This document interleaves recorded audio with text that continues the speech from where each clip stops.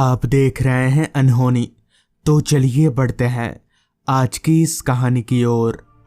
College की छुट्टियां पड़ जाने के बाद अब बड़ी परेशानी ये थी कि छुट्टियां बिताने जाए कहाँ, क्योंकि हम तकरीबन सारे हिल स्टेशन और सभी घूमने की जगहों पर पहले ही होकर आए थे।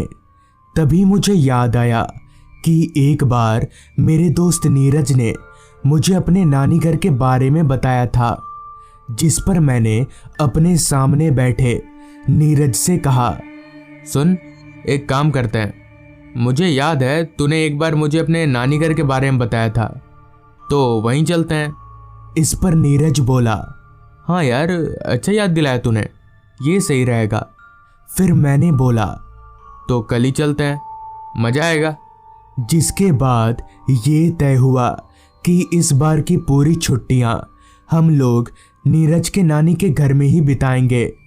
अगली सुबह ट्रेन पकड़कर हम लोग सीधे नीरज के नानी घर के स्टेशन पर उतरे।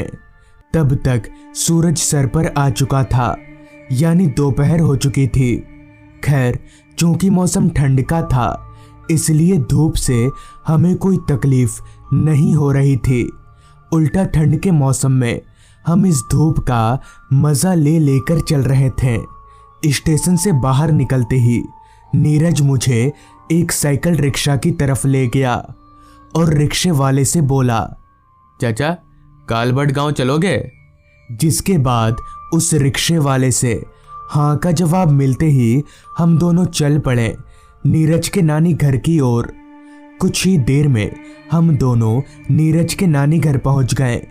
वहां का माहौल काफी सुकूनदायक था।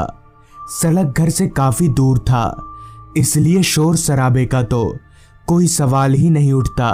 घर के आसपास 2-4 मिट्टी के घर थे और उसके अलावा अगर वहां कुछ था तो सिर्फ घना जंगल और खेत खलियान, जो उस छोटे से गांव को और भी खूबसूरत बना रहे थे। अब तक शाम हो चुकी थी और धीरे धीरे ठंड ने भी जोर पकड़ना शुरू कर दिया था। तभी नीरज मुझसे बोला, भाई चल, गांव में थोड़ा घूम कर आते हैं। गांव घूमने का तो मुझे भी बड़ा मन था, इसलिए हम दोनों उसी वक्त गांव घूमने निकल पड़े। लगभग अंधेरा हो चुका था और कोहरा भी तकरीबन पूरे गांव में फैल ही चुका था। तभी मैंने अपने दोनों हाथों को आपस में रगड़ते हुए नीरज से कहा, भाई यहाँ ठंड कुछ ज़्यादा नहीं है? तो नीरज बोला, भाई ये गांव है, यहाँ शहर की तरह लोग नहीं रहते हैं और सन्नाटे में ठंड ज़्यादा ही लगती है। तभी मैंने बोला, यहाँ कोई मंदिर है या सिर्फ जंगल ही है? तो नीरज बोला, मंदिर तो है, पर इस गांव में ईसाई लोग ज़्यादा रहते हैं, तो चर्च है यहाँ पर। अभी नीरज ने इतना कहा ही था कि तभी किसी चीज से ठोकर लगने की वजह से मैं धड़ाम से जमीन पर जा गिरा। मैंने पीछे मुड़कर देखा तो पाया कि जमीन पर एक छोटा सा बोर्ड लगा हुआ है, जिस पर लिखा था, अंदर प्रवेश करना मना है। जिस तरफ उस बोर्ड का इशारा था, उधर एक पुरानी सी टूटी फूटी इमारत थी। ध्यान से देखने पर ऐसा लग रहा था जैसे वो कोई चर्च हो। खैर, मैं उठकर सीधा खड़ा हुआ और जब नीरज से उस इमारत के बारे में पूछा, तब उसने कहा, दरअसल ये एक पुराना चर्च है, ये बहुत सालों से ऐसे ही बंद पड़ा है। जिस पर मैंने नीरज को वो बोर्ड दिखाते हुए कहा, पर इस बोर्ड पर ऐसा क्यों लिखा है कि अंदर जाना मना है? तो नीरज बोला, ये तो ठीक से मैं भी नहीं जानता, बस इतना पता है कि इस चर्च के पीछे की तरफ एक बगान है। उस बगान में एक डायन की आत्मा कैद है, इसलिए इस चर्च में जाना मना है। इस पर मैंने हंसते हुए कहा, अच्छा, तो ये गांव भी अंधविश्वास में ही डूबा हुआ है?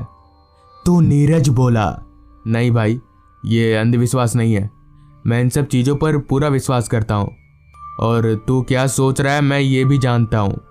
तभी मैंने बोला, एक काम कर, तू ये टॉर्च मुझे दे दे और तू यहीं रुक, मैं अंदर से घूम कर आता हूँ। इतना बोलकर मैंने नीरज के हाथों से वो टॉर्च लिया और चल पड़ा चर्च के दरवाजे की ओर। चर्च के दरवाजे पर ताला नहीं था, दरवाज़ा बस ऐसे ही लगा हुआ था। लिहाजा मैंने दरवाजे को धक्का दिया और चर्च के अंदर दाखिल हो गया। चर्च बाहर से जितना पुराना लग रहा था, अंदर से भी वैसा ही था।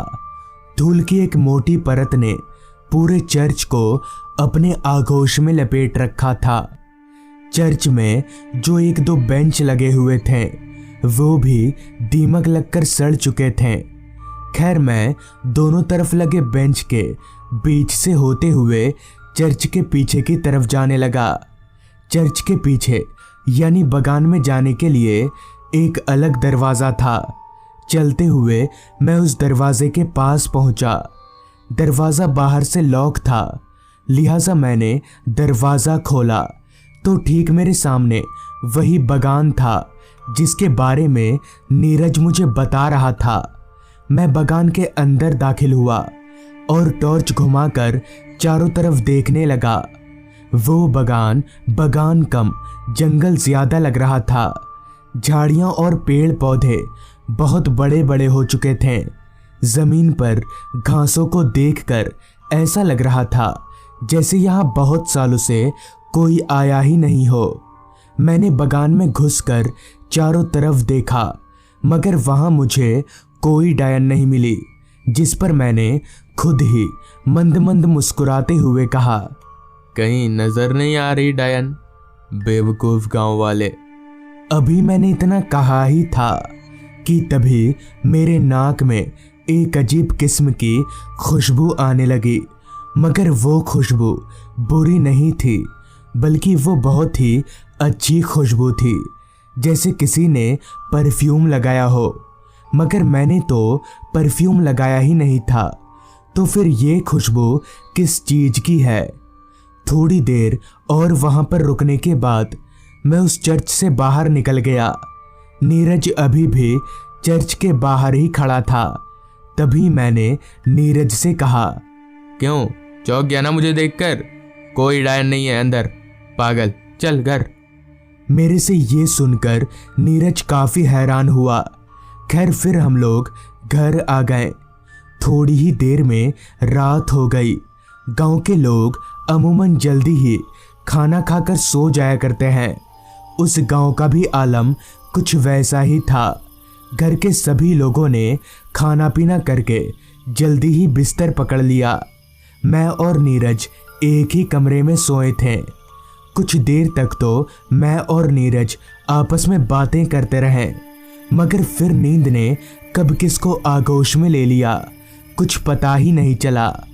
पता नहीं कितनी देर बाद, मगर जब मेरी आंख खुली तब घर के दरवाजे पर दस्तक हो रही थी। दस्तक सुनकर मैं एकदम से बिस्तर पर उठकर बैठ गया। हैरानी की बात तो ये थी कि दस्तक की आवाज़ सुनकर मैं जाग चुका था, मगर मेरे बगल में सोया नीरज नहीं, जैसे वो दस्तक की आवाज़ सिर्फ मुझे ही सुनाई दे रही हो। बहुत देर तक दरवाज़ा पीटने के बाद भी जब किसी ने दरवाज़ा नहीं खोला, तब मैं ही उठा और अपने कमरे से निकलकर मेन दरवाजे की ओर बढ़ने लगा। दरवाजे पर पहुंचकर मैंने कुंडी सरकाकर दरवाज़ा खोला तो मैं दंग रह गया, क्योंकि ठीक मेरे सामने एक खूबसूरत लड़की खड़ी थी। वो लड़की इतनी खूबसूरत थी कि मेरी नज़र उस पर से हट ही नहीं रही थी। मगर एक बात मैंने उस वक्त नोटिस करी कि उस लड़की के बदन में से एक खुशबू आ रही थी, ठीक वैसी ही खुशबू जो मुझे उस पुराने चर्च के पीछे वाले बगान से आई थी। मगर उस वक्त उस खूबसूरत लड़की को देखने के बाद मैं कुछ भी सोचने समझने की हालत में नहीं था। इससे पहले कि मैं कुछ बोल पाता, वो लड़की वहाँ से कहीं जाने लगी। अब तक उसकी खूबसूरती में बावरा हो चुका मैं उसके पीछे पीछे चलना शुरू कर दिया। मैं कहाँ जा रहा था इस बात का मुझे जरा भी होश नहीं था। चलते चलते मैं उसी चर्च के पास आ चुका था। तभी वो लड़की चर्च के अंदर चली गई। मैं भी उसके पीछे पीछे चर्च के अंदर घुस गया। वो लड़की चर्च के बगान की ओर जाने लगी। मैंने भी वैसा ही किया। बगान के अंदर जाकर वो लड़की अपना चेहरा पीछे घुमाकर खड़ी हो गई। तभी मैंने उस लड़की से कहा, आप कौन हैं? मगर इस पर उस लड़की ने कोई जवाब नहीं दिया। उस लड़की से कोई जवाब ना पाकर मैंने उसके कंधे पर हाथ रखना चाहा, मगर ये क्या, मेरा हाथ उसके कंधे के आर पार हो गया। इतने में ही उस लड़की ने अपना चेहरा मेरी ओर घुमाया तो मेरे होश उड़ गए, क्योंकि उस लड़की का चेहरा बेहद डरावना था। उसकी दोनों आंखें दूध जैसी सफ़ेद थीं और अब उसका पूरा चेहरा बदल चुका था। उसका चेहरा किसी लड़की के बजाय अब एक बुढ़िया में तब्दील हो चुका था। वो बुढ़िया अपनी सफ़ेद आंखों से एकटक मुझे घूरे जा रही थी। मुझे समझ नहीं आ रहा था कि अब क्या करूं।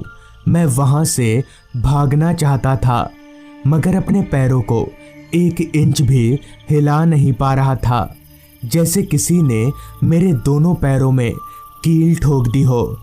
तभी उस बदसूरत बुढ़िया ने अपनी कर्कश आवाज में कहा, बहुत दिनों के बाद आज मुझे शांति मिलेगी। इतना बोलकर उस बुढ़िया ने अपना एक हाथ उठाया। उसके हाथ के नाखून इतने बड़े बड़े थे जैसे वो नाखून ना होकर कोई धारदार खंजर हो। वो बुढ़िया अपने हाथ को मेरे गले के पास लेकर आ रही थी। मैं उस बुढ़िया का इशारा समझ गया और अपने पैरों को एक झटके से उठाकर वहां से भागने लगा। भागते भागते मैं चर्च से बाहर निकल गया, मगर उस बुढ़िया ने अभी भी मेरा पीछा नहीं छोड़ा। जी जान लगाकर मैं सीधे नीरज के घर पहुंचा और दरवाज़ा बंद करने के बाद सबको पूरी बात बता दी, जिस पर नीरज के पापा ने बताया, तुम्हारी किस्मत अच्छी थी जो तुम बच गए। दरअसल तुम जब शाम को उस चर्च में गए तब तुमने बगान का दरवाज़ा खुला छोड़ दिया था, इसलिए वो डायन की आत्मा आज़ाद हो गई। ये सुनकर मैं और ज़्यादा डर गया और उसके दूसरे दिन ही मैं और नीरज वहाँ से अपने घर यानी शहर आ गए। और हाँ, उस दिन के बाद से मैं भूत प्रेत जैसी चीज़ों पर पूरा यकीन करता हूँ। तो दोस्तों, ये थी आज की कहानी। अगर आपको ये कहानी अच्छी लगी हो तो चैनल को ज़रूर सब्सक्राइब कर लें। तो मैं आपका दोस्त आर्यन जल्द ही मिलूँगा आपसे ऐसी ही एक कहानी के साथ।